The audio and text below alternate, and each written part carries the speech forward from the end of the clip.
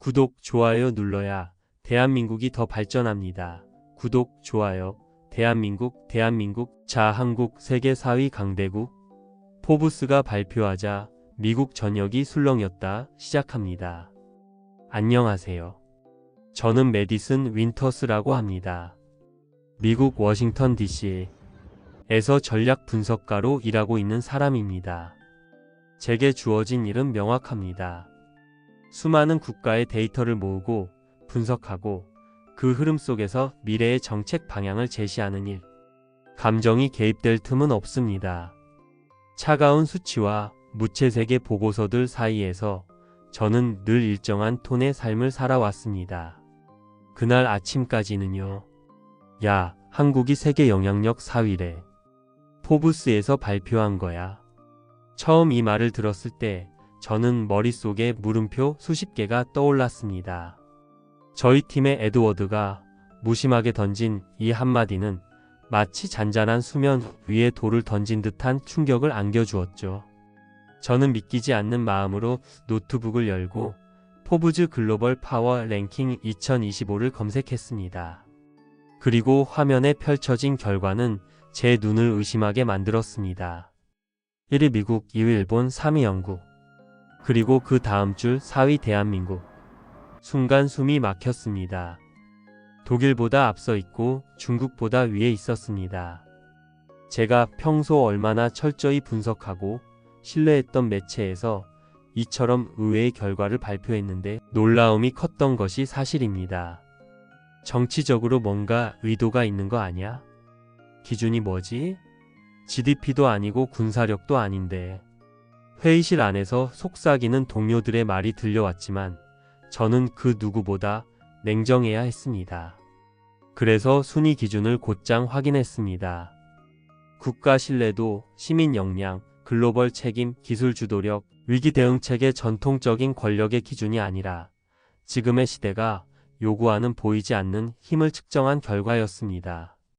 호기심이 아닌 일종의 직업적 의무감으로 저는 사내 아카이브로 향했습니다.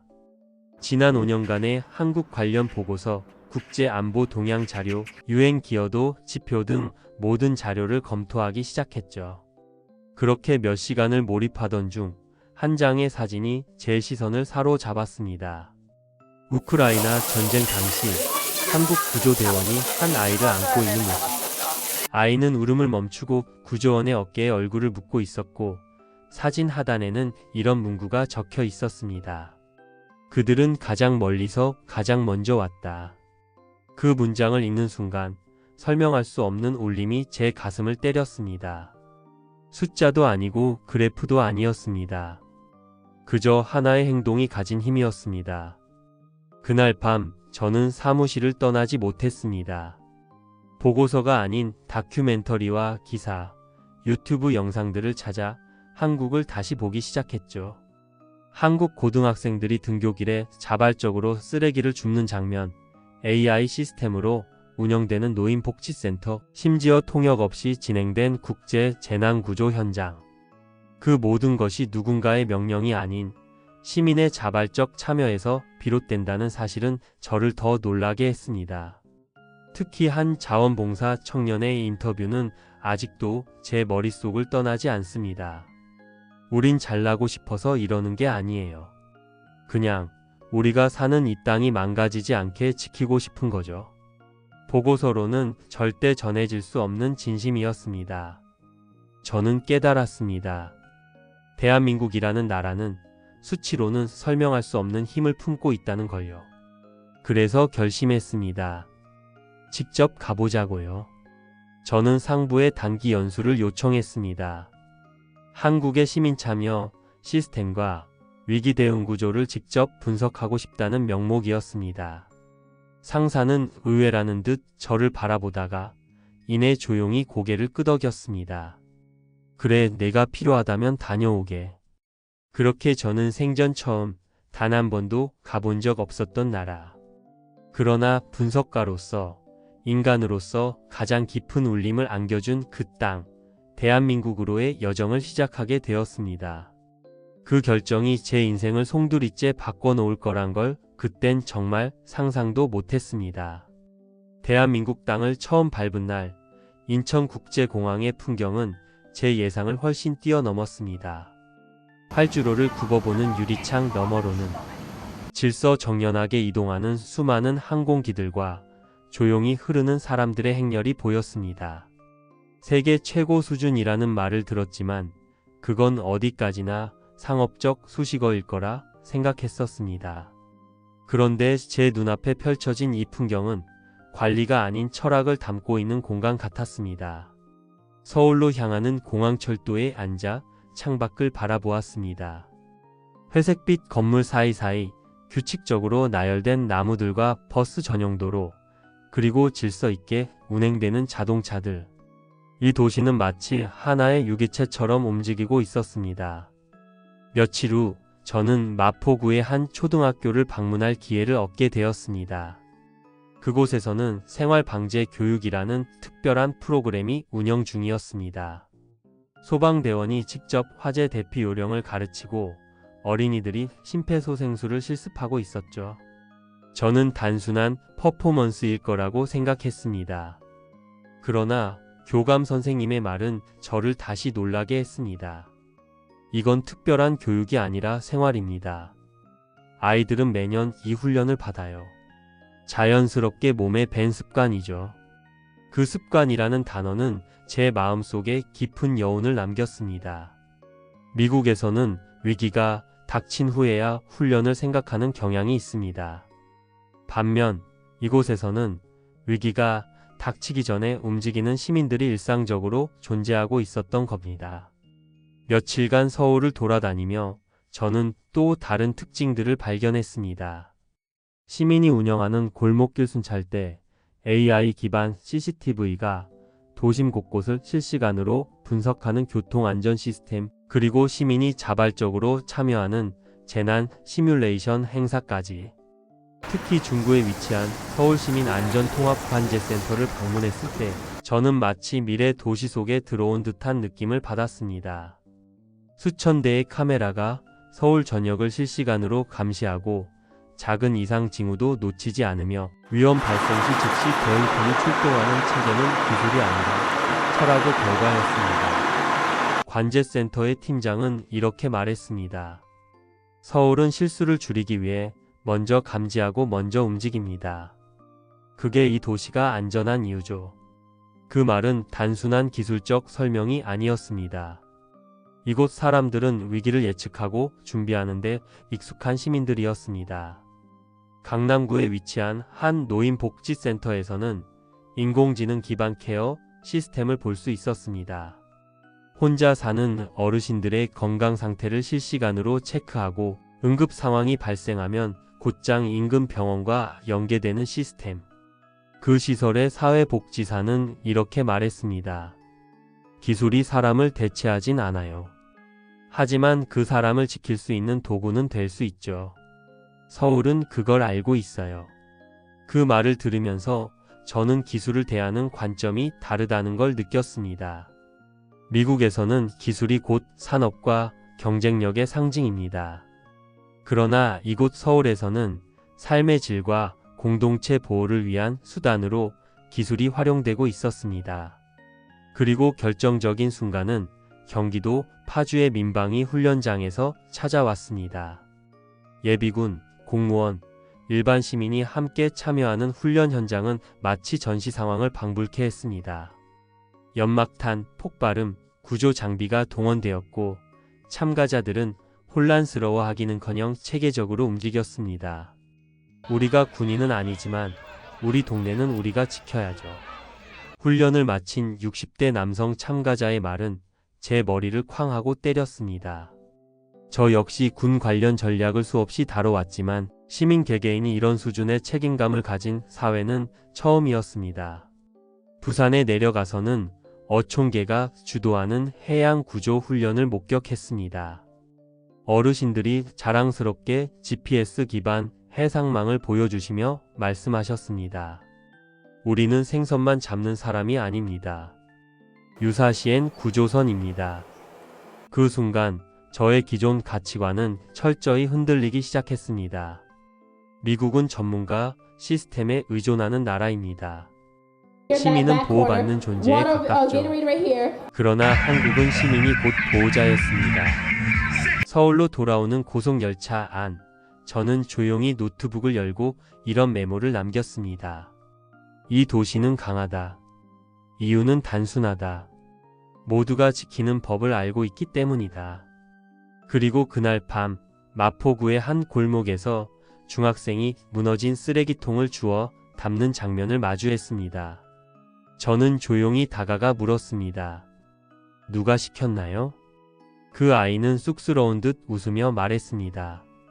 아무도요. 그냥 보기 싫잖아요. 그 한마디는 모든 분석보다 더 강력한 진실이었습니다. 대한민국이라는 나라는 누구도 강요하지 않지만 모두가 행동하는 나라였습니다. 그리고 저는 점점 확신을 가지기 시작했습니다. 이 나라가 보여주는 모든 힘은 시민 한 사람 한 사람의 선택에서 비롯된 것이었습니다. 그들은 왜 그렇게까지 하는 걸까? 서울에서 보낸 시간이 점점 끝을 향해 가던 어느 날, 저는 양천구의 한 지역 커뮤니티 센터에서 열린 시민 방제 전략 포럼에 참석하게 되었습니다. 처음에는 단순한 학술 세미나 정도로 여겼습니다. 그러나 그 자리에서 제가 마주한 풍경은 제가 지금까지 가졌던 한국에 대한 마지막 고정관념마저 무너뜨려 버렸습니다. 연단에 오른 사람들은 학자나 공무원이 아니었습니다. 전직 군인, 사회복지사, 중학생, 퇴직한 교사, 청소노동자까지 모두가 도시 방어와 공동체 안전을 각자의 시선에서 풀어내며 마치 하나의 거대한 다성적 합창을 들려주는 듯 했습니다. 한 중학생 발표자가 소개한 학교에서 배운 화제, 대피 행동으로 실제 화재 시 친구들을 구했던 경험은 제 눈시울을 뜨겁게 만들었습니다. 그 발표를 들으며 저도 모르게 떠올린 질문이 있었습니다. 이 사람들은 왜 이렇게까지 일상 속에서 공동체를 지키려 하는 걸까? 그 물음의 답은 포럼 이후의 일정에서 점차 드러났습니다. 서울 외곽의 한 중학교에서 진행되는 헌법 교육 수업을 참관했을 때였습니다. 중학교 2학년 학생들이 우리는 헌법 제1조를 왜 지켜야 하는가? 라는 주제로 토론하고 있었고, 그들은 국민의 권리뿐만 아니라 의무에 대해서도 누구보다 진지하게 의견을 내고 있었습니다. 수업이 끝난 뒤 담임 선생님과 나눈 대화가 인상 깊었습니다. 아이들이요? 미래 시민이 아니라 이미 현재 시민입니다. 그래서 지금부터 가르치는 겁니다. 그 말을 들은 순간 저는 문득 깨달았습니다. 미국에서는 시민의식이란 단어가 대체로 선거 참여나 기부 활동에 국한되어 있습니다. 하지만 이곳 한국에서는 시민의식이란 개념이 곧 생활의 태도, 공동체의 유지를 위한 기본적인 감각이었습니다. 그리고 결정적인 사건이 벌어졌습니다. 저는 남해안 통영의 해양 경비 시스템을 취재하던 중 우연히 해상에서 전복 사고 현장을 마주하게 된 것입니다. 그 상황은 너무도 갑작스러웠습니다. 가까운 곳에서 조업 중이던 낚싯배들이 경고음을 듣자마자 신속하게 구조활동에 나섰고, 구조훈련을 받은 어민들이 침착하게 인명을 구조했습니다. 그들은 무전기도 특수장비도 없이 말 그대로 훈련된 몸과 의지만으로 사람을 구해냈습니다. 모든 구조가 끝난 후 저는 구조에 참여했던 70대 어르신 한 분께 물었습니다. 이걸 하시면서 무섭지 않으셨나요? 그는 담담하게 말했습니다. 당연한 일이지요. 우리가 구조를 못하면 다음엔 우리 손주가 물에 빠질 수도 있는 거니까요. 그 대답은 제 가슴을 세차게 두드렸습니다. 이곳의 사람들은 국가나 안전을 거창한 개념으로 여기지 않았습니다. 그것은 곧 가족, 이웃, 자신이 속한 작은 공동체를 지키는 일이었고, 그 일을 위해 기꺼이 나서는 것. 그것이 당연한 일이었습니다. 서울로 다시 돌아오는 KTX 안에서 저는 창밖 풍경을 바라보며 묵묵히 생각에 잠겼습니다. 학교, 마을회관, 경찰서, 복지시설 그 모든 것이 각각 존재하는 기관이 아니라 유기적으로 연결되어 있다는 것을 이제서야 이해할 수 있었습니다. 다시 찾은 시민안전통합관제센터에서는 밤 시간대 운영 시스템을 직접 확인할 수 있었습니다. 놀랍게도 자발적으로 구성된 야간 시민 순찰대가 활동 중이었습니다. 지역 주민들이 돌아가며 순찰을 돌고 경찰과 연계하여 위험 요소를 제거하는 구조였죠. 저는 순찰에 나선 한 50대의 여성분께 조심스럽게 물었습니다. 이 일을 왜 하시는 건가요? 누가 하라고 시킨 것도 아니잖아요. 그녀는 웃으며 말했습니다. 누가 시켜야 하는 일이라면 이미 늦은 거예요. 여긴 우리 아이가 사는 동네잖아요. 그 순간 저는 숨이 턱 막히는 듯한 감정을 느꼈습니다. 이 사람들은 국가를 특별하거나 위대한 존재로 여기지 않았습니다. 그들에게 국가란 바로 자신이 살아가는 일상의 총합이자 책임져야 할 공동체였습니다. 며칠 후 보고서를 작성하여 본사로 제출했을 때 상부의 반응은 예상대로 시큰둥했습니다. 일부 임원은 이렇게 말했습니다. 한국이 세계 영향력 4위라니. 너무 과장된 거 아니야? 저는 조용히 그러나 단호하게 말했습니다. 그들은 지금도 자신을 무너뜨리지 않기 위해 준비하고 있었습니다. 그게 진짜 강국 아닙니까? 그 순간 저는 확신할 수 있었습니다. 한국이 보여준 이 모든 힘은 단순한 정책이나 제도가 아닌 시민, 개개인의 내면에 뿌리내린 책임감에서 비롯된 것이었습니다. 그 진심이 저를 바꿔놓았고 이제는 제 평생의 과제가 되었습니다. 미국으로 돌아온 첫 주, 저는 마치 다른 세상에서 온 사람처럼 느껴졌습니다. 책상 위에 노트북은 변함없이 켜져 있었고 회의실의 의자 배열도 동료들의 대화 주제도 전과 다르지 않았습니다. 그런데 저만은 달라져 있었습니다. 겉으론 평온한 일상이었지만 한국에서의 경험은 제 안에 조용히 그러나 깊숙이 뿌리내리고 있었습니다. 서울 지하철에서 본 질서 정연한 줄, 마포구 골목에서 조용히 쓰레기를 줍던 중학생, 통영 앞바다에서 구조에 나섰던 어민들. 그 모든 장면이 머릿속을 스쳐 지나갈 때마다 저는 지금 있는 이곳이 낯설게 느껴졌습니다. 왜 우리는 이렇게 사소한 배려조차 큰 의무처럼 여겨야만 하는 걸까? 왜 공동체를 지키는 일이 누군가의 일이 되어야 하는 걸까? 이 질문들이 꼬리를 물며 제 마음을 떠나지 않았습니다. 보고서를 제출한 후 제 이메일 알림창은 멈추지 않고 깜빡였습니다. 동료 분석가들의 반응은 예측 가능했습니다. 내용은 흥미로운데 너무 감정적이야. 객관성을 잃은 보고서 같아. 여행 에세이처럼 느껴져. 그들 대부분은 제가 적어낸 이야기들을 느낌이나 체험의 영역으로만 해석했습니다.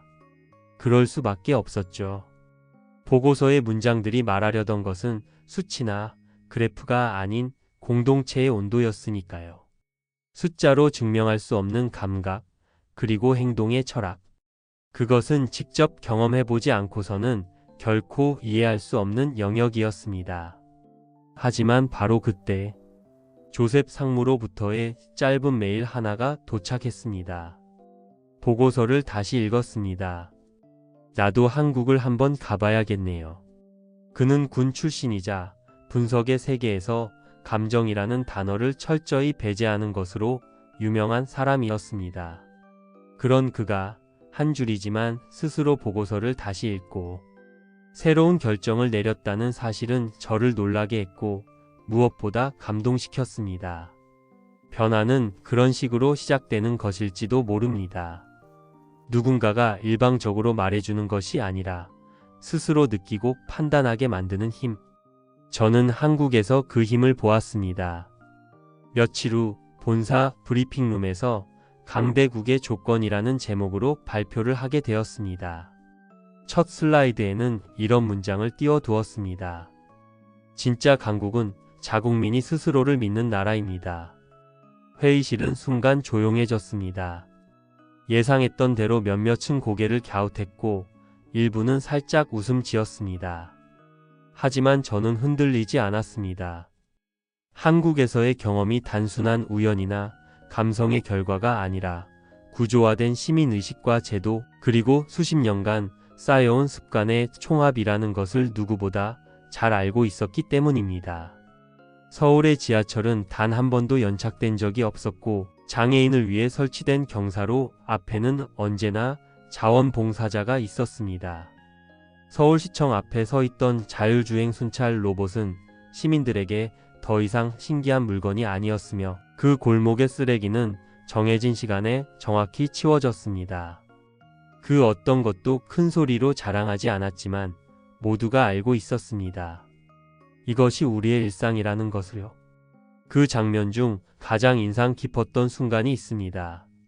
마포구의 한 횡단보도 앞에서 허리가 굽은 할머니가 어렵게 길을 건너려 할 때 뒤에서 뛰어오던 젊은 남성이 아무 말 없이 팔짱을 끼고 함께 길을 건넜습니다. 그걸 본 주변 시민들 중 누구도 놀라지 않았고 누군가는 잠시 미소를 지은 채 걸음을 재촉했습니다. 그 장면은 말없이 모든 것을 설명해 주었습니다. 대한민국은 자랑하지 않았습니다. 다만 보여주고 있었습니다. 그리고 그 보여주는 힘은 강요보다, 논리보다 훨씬 강력했습니다. 부산 해운대에서 열린 국제해양 컨퍼런스에서 만난 한 청년 발표자는 무대 위에서 이렇게 말했습니다. 저는 오늘도 할머니와 저녁을 먹기 위해 정시 퇴근할 겁니다. 강한 나라란 가족을 지킬 수 있을 만큼 제도가 뒷받침되는 나라라고 믿습니다. 그 순간 청중들은 조용히 박수를 보냈고 저는 그 박수의 의미를 누구보다 잘 이해할 수 있었습니다. 그건 단순히 효에 대한 찬사가 아니라 공동체의 가치를 제도로서 지키고자 하는 사회에 대한 존경이었습니다. 그날 밤 저는 제 인생에서 처음으로 단어 하나를 깊이 생각하게 되었습니다. 신뢰. 한국은 시민이 서로를 그리고 국가를 신뢰하는 나라였습니다. 누가 시켜서가 아니라 모두가 행동하는 나라. 위기가 닥치면 반응하는 것이 아니라 애초에 위기를 만들지 않도록 움직이는 사회. 보고서의 마지막 문장은 이랬습니다. 대한민국은 세계를 향해 목소리를 높이지 않았습니다. 다만 조용히 문을 열고 우리 안을 보여줬습니다. 그걸 본 사람들은 스스로 바뀌게 됩니다. 지금 저는 더 이상 단순한 전략 분석가가 아닙니다. 대한민국에서의 경험을 통해 정책조정위원회의 자문위원이 되었고 이젠 새로운 강국의 정의를 설계하고 있습니다. 그 이유는 단 하나입니다. 대한민국에서 저는 처음으로 국가를 신뢰하는 마음이 어떤 것인지 느껴보았기 때문입니다. 그 이야기를 이젠 제가 전하고 싶습니다.